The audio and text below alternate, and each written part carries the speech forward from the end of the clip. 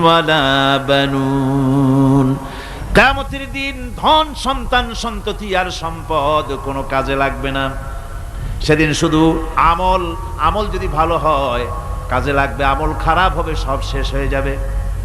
আল্লাহ রাব্বুল আলামিন নবীজিকে ডেকে বলেছেন, নবী আপনি বলেন, কুল মা কুনতু বিদআম মিনার রাসূল, আপনি বলুন আমি কোন নতুন রাসূল নই, আমার আগে অনেক নবী রাসূল পৃথিবীতে এসেছেন, তারা বিদায় হয়ে গেছেন। আমি জানি না কিয়ামতের দিন আল্লাহ রাব্বুল আলামিন আমার সাথে কি ব্যবহার করবেন, আর আমি এও জানি না যে কিয়ামতের দিন আল্লাহ পাক তোমাদের সাথে কি ব্যবহার করবেন।